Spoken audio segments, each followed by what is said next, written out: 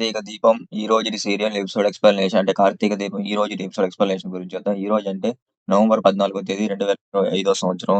ఈ రోజు ఎపిసోడ్‌లో ఏం జరిగిందంటే దీప అయితే కార్తీక్ దగ్గరికైతే వచ్చిద్ది. ఎందుకు కార్తీక్ అలాగా అంటే అప్‌సెట్‌గా ఇంట్లో రూమ్‌లోకి ఎందుకొచ్చాడు అని అయితే అడగటానికైతే వచ్చిద్ది. కార్తీక్‌ని అయితే అడిగిద్ది. ఎందుకు అంతలా కోపడ్డావు?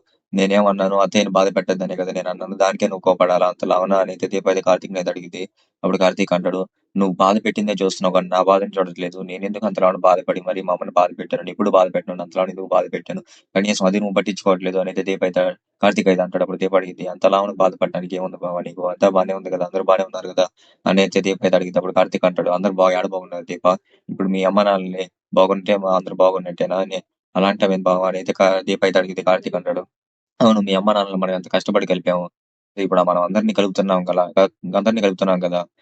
వాళ్ళందరిలో మా అమ్మ నాన్న ఉండాలి అనుకోవడం నా తప్పా? అనైతే కార్తీక్ అయితే అంటాడు. అప్పుడు దీప అనిద్ది. కారణాలు బావ అని దీప అయితే అప్పుడు కార్తీక్ అంటాడు. కారణాలేముంది అవును. నిజమే మాస్టరు అంటే నేను తీర్చిదిద్దలేనంత తప్పు చేశాడు.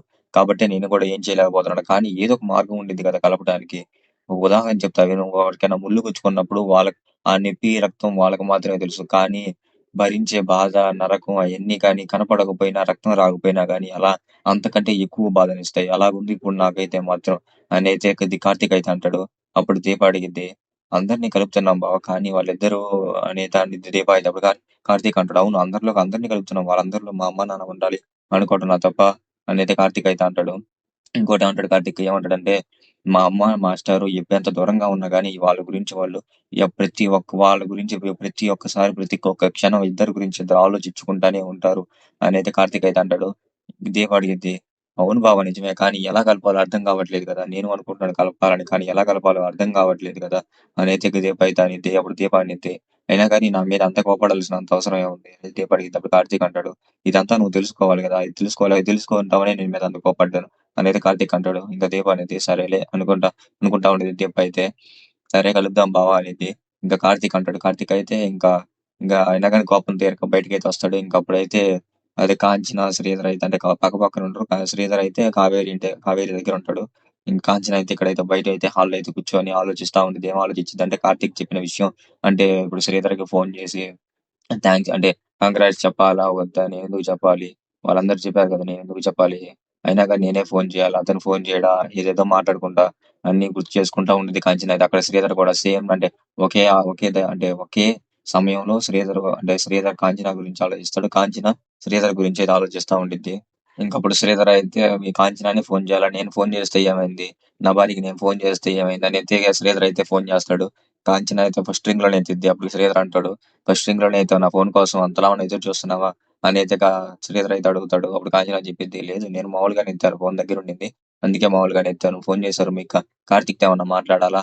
అనేది అంటా ఉండేది కాంచన అయితే. ఆ టైంలోనే కార్తీక్ అంటే చల్లటి గాలికి మంచుల కోసం అయితే వస్తాడు బయటికైతే అంటే మనసు బాగాలేక.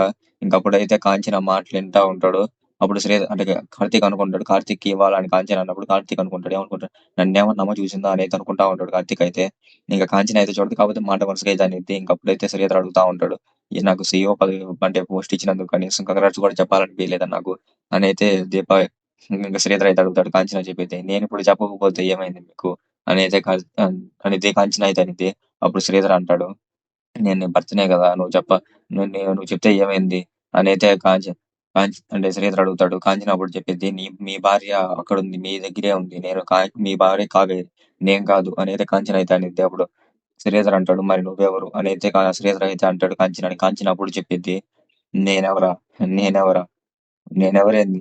అదే ఒక బ్రహ్మ వాళ్ళు ఒకప్పుడు చెప్తా ఉంటారు. బ్రహ్మ ఎంతో అలసిపోయి ఆ జాతక తలరాతలు రాసి రాసి అలసిపోయినప్పుడు నా తలరాత ఇప్పుడు ఎడమ చేత్తో రాసాడంట. అందుకే నాకంతా ఇలా జరిగింది. ఉదాహరణ చెప్తాను చూడండి. ఒక సిరిగల్ల ఇంట్లో పుట్టాను. మంచి భార్య అంటే మంచి భర్త భర్తకి దగ్గరయ్యాను. తర్వాత ఒక మంచి కొడుకు పుట్టాడు. ఇదంతా మంచిగా ఉన్నది అనుకున్న లోపే మొత్తం సిరికి దూరమయ్యాను. భర్తకి దూరమయ్యాను. అసలు కొడుక్కి మాత్రమే దగ్గరున్నా గానీ దగ్గర లేనట్టు అనిపిస్తుంది వీటన్నిటి వల్ల. ఇన్ని బాధలు పడేదాన్ని నేను. నేనెవరేమైంది అనేది కాంచన అయితే అనేది. ఇంక శ్రీధర్‌కయితే చాలా బాధపడతా ఉంటాడు ఆ మాట చెప్పినప్పుడు.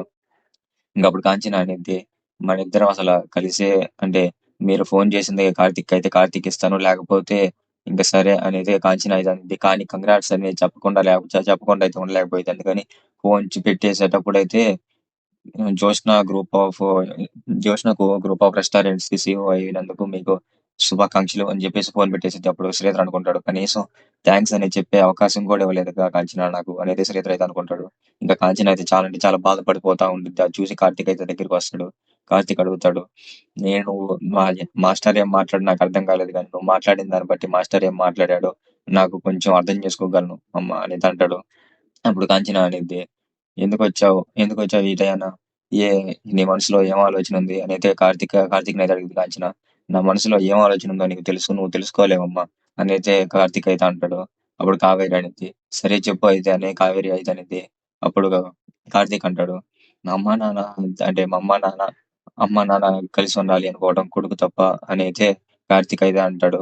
అప్పుడు కాంచన అనేది, నువ్వు మా అమ్మ నాన్న అలాగే ఆలోచిస్తున్నావు కానీ ఒక ఆడపిల్ల మనస్తత్వం గురించి ఆలోచించలేకపోతున్నావు అయితే కాంచన అనేది. అప్పుడు కాంచన చెప్పిద్ది, ప్రతి ఆడపిల్లకి పొగరనేది ఉండిద్ది. తను గెలవాలి అనేది ఉండిద్ది. సరే నేను పుట్టింది ఒక సిరిగల ఇంట్లోనే, కానీ ఆ సిరి కోసం నేను ఎప్పుడు కూడా పరితపించలేదు. పుట్టిన కొన్నాళ్ళ తర్వాత కాళ్ళు కూడా పనిచేయలేదు. కానీ ఇయన్నీ లేకపోయినా గానీ నా భర్త నాకున్నాడు అనుకున్నాను. కానీ ఆ భర్తే ఇప్పుడు నాకు కొంచెం మొత్తం అంటే నా గెలుపుకి మొత్తానికి పతనం అయిపోయింది. గెలుపు మొత్తం ఆ భర్త వల్లే. ఎలా ఉదాహరణ చెప్తాను చూడు. నేను 10 మంది ఉన్న దగ్గరికి కనీసం వెళ్ళలేను. ఎందుకు? వాళ్ళు ఏ టయాన నీ భర్త రెండో పెళ్లి చేసుకున్నాడు కదా! రెండో భార్య నువ్వా కావేరి అని అడుగుతారు. ఆ ఆ గెలుపు కనీసం ఆడికెళ్ళటానికి కూడా నాకు ఇప్పుడు కూడా భయం అనిపించింది. నేను ఇప్పటికి కూడా కొంచెం అటు ఇటుగా ఉన్నానంటే నీ వల్ల. కొడుకు బాగుంటే కొడుకు కోసం అంటే కొడుకు ఇచ్చిన ఆత్మాభిమానం వల్ల ఇంతవరకైనా నేనున్నాను.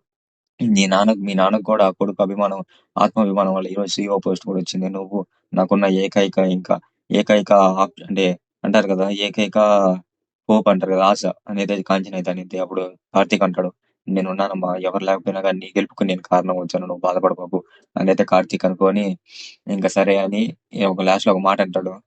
ఖచ్చితంగా ఇద్దరు కలవాలనుకోవటం తప్పులేదు కదమ్మా నేను అనైతే అనుకోని కార్తీక్ అయితే వెళ్ళిపోతాడు. ఇంక అప్పుడు కాంచన అనుకునిద్ది, నువ్వు అనుకున్నది ఈ జన్మలో జరగదురా అని అయితే కాంచన అయితే అంటా ఉండిద్ది. ఇంకా కాంచనకైతే ఒక క్లోజప్ అయితే అసలు కాంచన అయితే ఇంకా చాలా బాధపడిపోతా ఉండిద్ది. ఈ రోజు ఎపిసోడ్ అయితే ఇక్కడికైతే అయిపోయింది. ఈ ఎక్స్‌ప్లనేషన్ గనుక మీకు నచ్చుంటే ఖచ్చితంగా సబ్స్క్రైబ్ చేయండి. బెల్ ఐకాన్ ప్రెస్ చేయండి. లైక్ బటన్ కూడా ప్రెస్ చేయండి. చాలా మందికి రీచ్ అయ్యి నాకు కొంచెం చాలా అంటే చాలా సపోర్ట్‌గా అయితే ఉండిద్ది.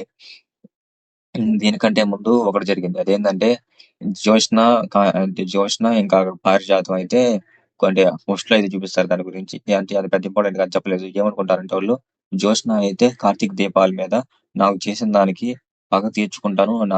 నా పగ ఎలా ఉండిద్దో, నా విషయం ఎలా ఉండిద్దో వాళ్ళకి చూపిస్తానని అయితే జ్యోత్స్న అయితే అనుకుంటా ఉండిద్ది. అంటా ఉండేది పారిజాతంతో. ఇంక అక్కడికైతే ఆ కొంచెం అయితే అయిపోయింది కాబట్టి అది కొంచెం అయితే చెప్పలేదు. మీకు అది అంత పెద్ద ఇంపార్టెంట్ కాబట్టి చెప్పలేదు. ఇదంతా ఎమోషనల్ కట్ ఉండేది కాబట్టి అది ముందర యాడ్ చేస్తే బాగుండదని మాత్రం చెప్పలేదు. ఒకవేళ నేను యాడ్ చేయకపోవడం మీకు నచ్చుంటే ఖచ్చితంగా సబ్స్క్రైబ్ చేయండి. నాకు తెలిసి ఎంతమందికి యాడ్ చేయడం నచ్చలేదు ఈ వీడియోకి. అలాగే బెల్ ఐకాన్ ప్రెస్ చేయండి. లైక్ బటన్ కూడా ప్రెస్ చేయండి. బెల్ ఐకాన్ ప్రెస్ చేస్తే చాలా మంది రీచ్ అవుద్ది. అదే ఎప్పుడప్పుడు వస్తుంది. లైక్ బటన్ ప్రెస్ చేయండి. చాలా మంది రీచ్ అవ్వడానికి ఛాన్స్ ఉంది. ఖచ్చితంగా సబ్స్క్రైబ్ చేయండి. నాకు చాలా ఎంకరేజ్‌మెంట్‌గా అయితే ఉంటుంది. అస్సలు మర్చిపోమాకండి. జై అవర్స్ ఛానల్ ఖచ్చితంగా సబ్స్క్రైబ్ చేయండి. సబ్స్క్రైబ్ బటన్ క్లిక్ చేయండి.